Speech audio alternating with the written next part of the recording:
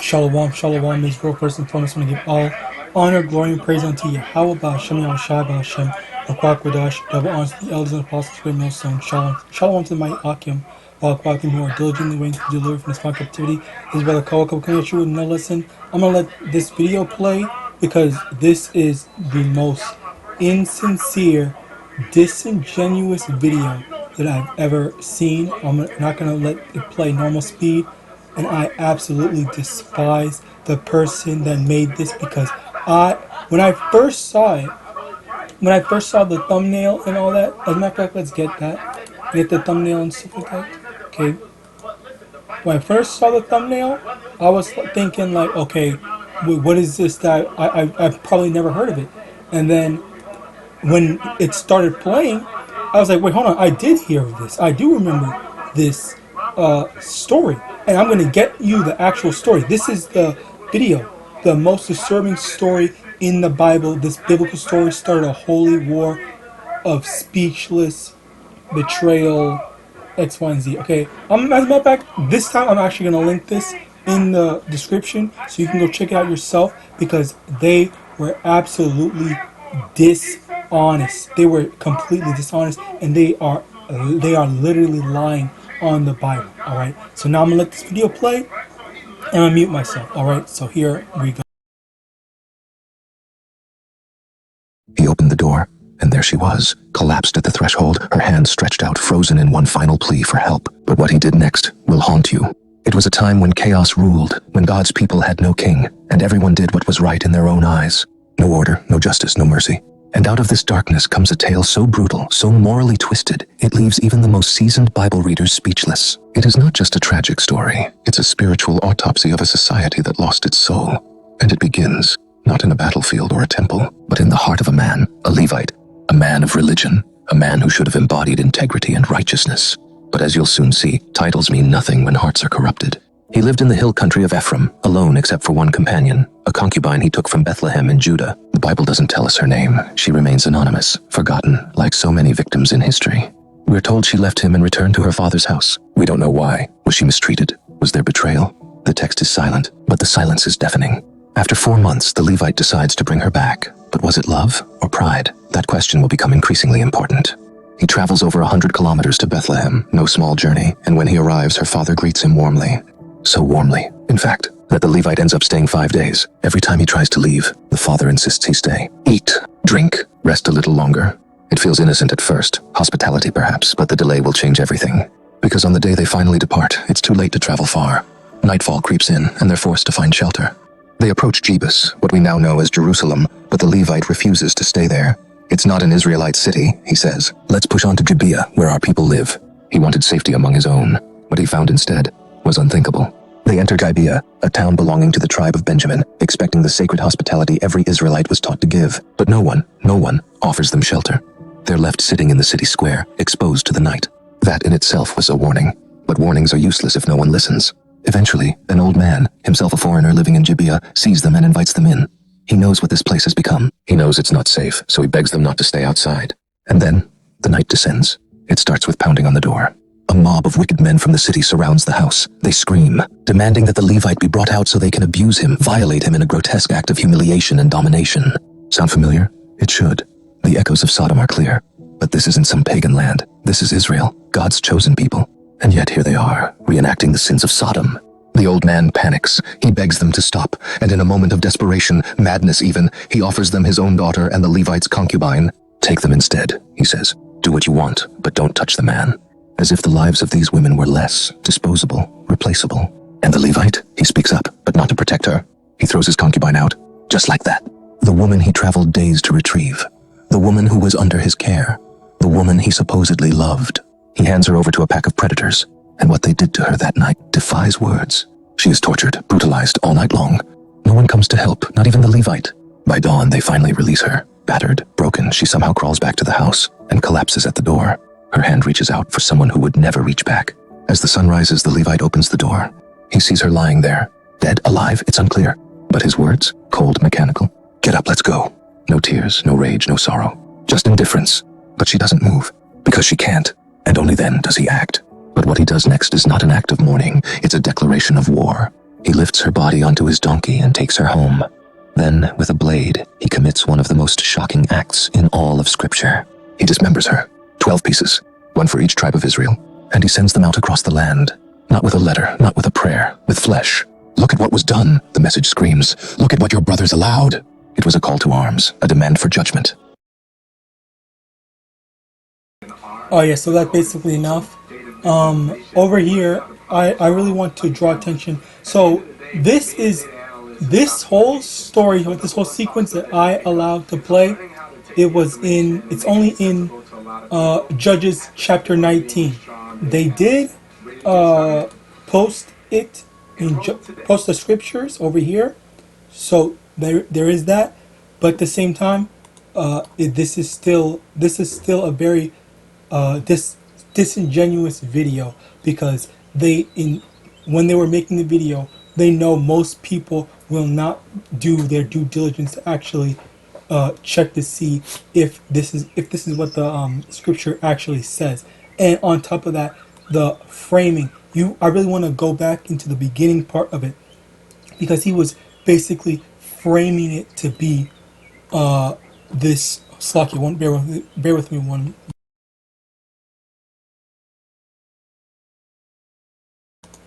He was framing it to be this one-to-one thing of this dude is just a whole completely wicked and evil, and he's doing this unprovoked, no reason at all, when the scriptures literally say it.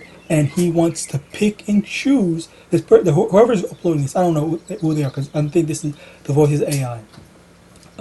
He wants to pick and choose what to incorporate and what to add in the Bible. And this is, as a matter of fact, let's get that, because I didn't even think about that.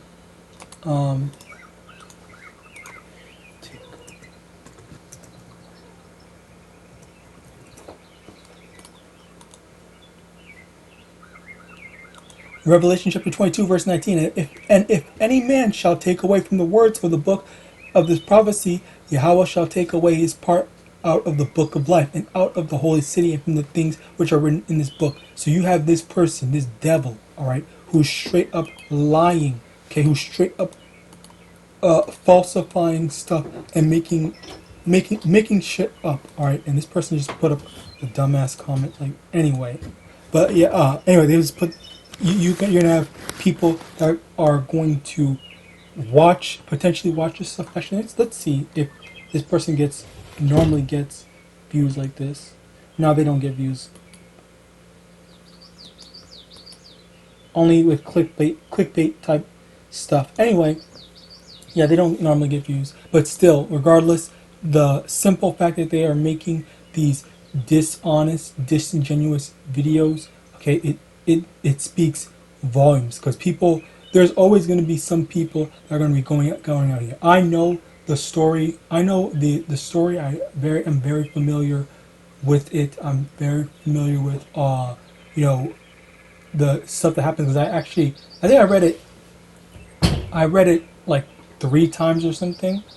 Okay, the first time I read it, a brother had shown me this lesson, and I thought, oh wow, like that's crazy. And I wasn't like speechless. I still understood, like, the people, who was at fault, who were the victims and stuff like that. And I understand, like, the general consensus or the general understanding of the story, all right, of the event, okay. But for me, it's less like, it just kind of seems like you want to take this one aspect of the abuse, all right, and then you want to try to make this whole clickbait type stuff of trying to paint the Lord out to be wicked, or paint the Bible out to be vile or something like that. Like that's the type of stuff that's the reason. That's the main reason why I'm making this video. All right. So now let's actually get into the first, some more precepts. 2 Corinthians chapter 2 verse 11. Let Satan get an advantage of us, for we are not ignorant of his devices. And This is the main thing for people that are making these YouTube videos, or just making content in general that are geared towards literally anything, that are information based, all right, where they don't make it, they are very dishonest, they don't cite their sources, they don't really, what's the word, they don't really, they're not really on, they're not honest, okay, that's basically the thing. They're not fully honest. They will take some of the truth and then they will twist it and build it to their to fulfill their own agenda. John chapter 8 verse 44, ye are of your father the devil, and the lust of your fathers you will do. He was a murderer from the beginning and abode not in the truth, because there was no truth in him. When he speaketh the lie, he speaketh of his own, for he is a liar and the father of it. And that's, once again, this person, because he is, this is that whole agenda thing, the whole feminist agenda, where they don't want to admit, because it literally says it. Okay, I'm gonna read it. I'm gonna read it. Bear with me. But this is that whole feminist agenda of always trying to make the woman seem like she didn't do anything wrong, when in this instance, okay, because I know in terms of Sodom and Gomorrah, the two daughters, Lot's daughters, they were blameless, and on top and the fact that they were blameless, all right, because you also have to have a spiritual mind to be able to see these types of things. But the fact that Lot's daughters were blameless and that they did not do anything, the Lord protected them, and the Lord did not allow the Lot's daughters to be harmed. All right, so you have that, and even in this, okay, they said the concubine and the two daughters of the old man. Okay, they were trying to be offered, but the Lord protected the two daughters, but he didn't. But the Lord did not protect the concubine. All right. So again, I want to go back into this. All right, so I can actually show that this is judgment from the Lord. The Lord would never allow, just as in Sodom and Gomorrah, the Lord protected Lot's daughters, but the Lord did not protect this concubine. Now, first, let's get to this context from this disingenuous piece of shit. Okay, Judges chapter 19, verse 1. And it came to pass in those days, there was no king in Israel, and there was a certain Levite sojourning on the side of the mount Ephraim, who took to him a concubine out of Bethlehem, Judah. And his concubine played the whore against him, and went away from him unto her father's house to Bethlehem, Judah, and was there 4 whole months. It says it. This is the reason that the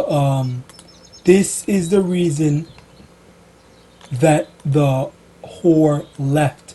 I mean, it's lucky the concubine left. This was the reason. But, and I'm gonna go play this again, because this dude. Or a temple, but in the heart of a man, a Levite, a man of religion, a man who should have embodied integrity and righteousness.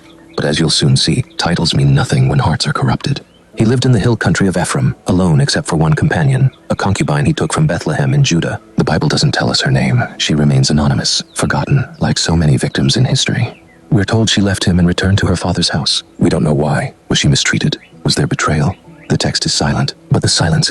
So, again, he conveniently left that detail out. He conveniently left that detail out in order to pull on people's heartstrings, try to make this clickbait title, make it seem like, this Levite, he's supposed to be this good person, he's supposed to be this outstanding guy, but look at him, he just betrayed his woman, he just betrayed his concubine, he treated her like trash. But you conveniently left out that she had played the whore against him, and then as a result of that, he still accepted her back. He still accepted her back even after she committed adultery against him. All right, how convenient that he leaves that out, because again, it's that whole feminist thing that they're trying to push out, that feminist agenda, trying to appeal to women, making women think that, you can sleep around, you can do all this stuff, when what does the scriptures say? What does the scriptures say? All right.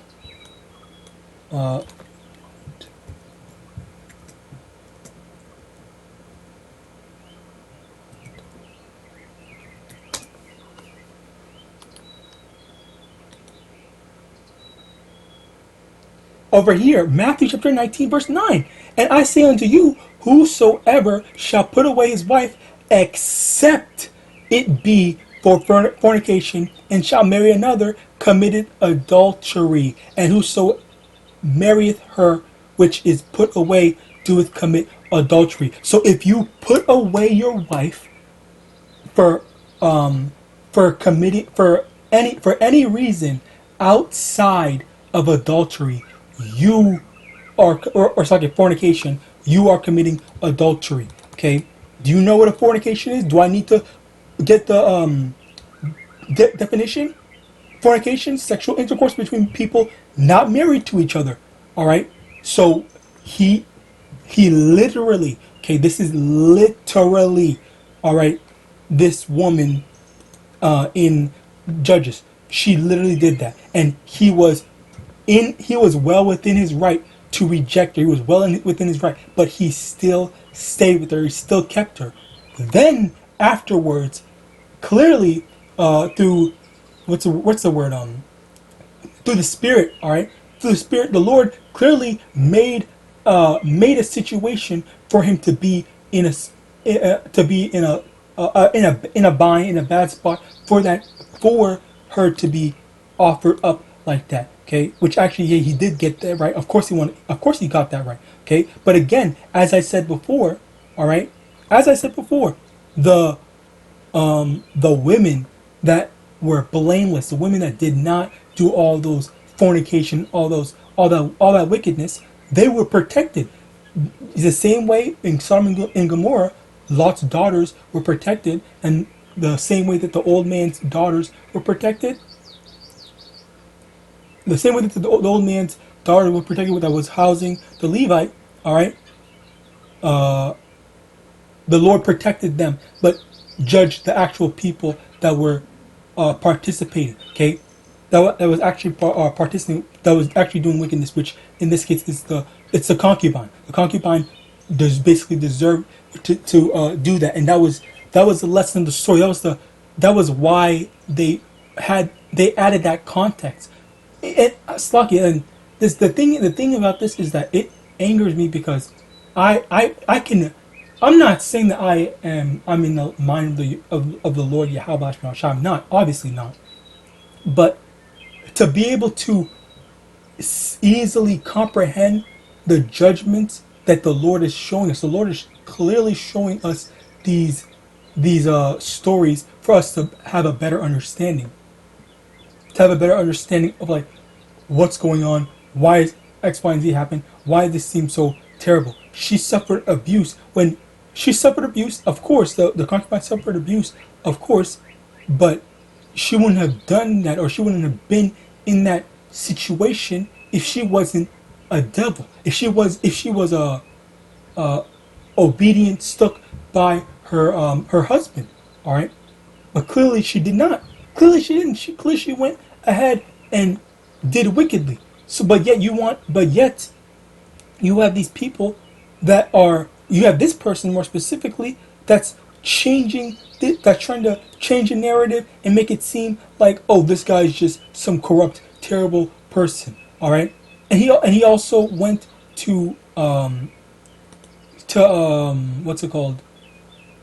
He cut her up and sent it to the 12 tribes so that they know that this is unacceptable and that this needs to be taken care of. This needs to be handled, and they did actually handle it.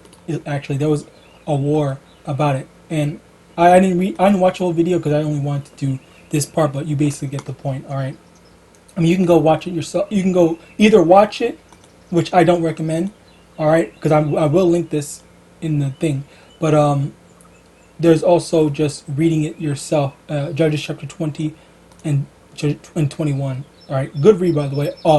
Even go back and read Judges chapter 19 to 19 as well, because this was a very. I mean, obviously, you think that it's, oh my God, it's so terrible he abused a woman, sure, but like it's still like a lesson, and it's something to know, okay? Because you can't think that you're gonna get away with doing whatever. All right, like you really need to watch. Slock, you really need to watch out with what you do. You better not, you better not get on the Lord's bad side, because that's how terrible the judgment of the Lord can and will be. All right, so let's continue on. Proverbs 8 verse 17, he that is first in his own cause seemeth just, but his neighbor cometh and searcheth him out. And this was something that I really wanted to bring out. This was a precept that I wanted to bring out, because it goes to show how easily you can be deceived by someone. And again, this is why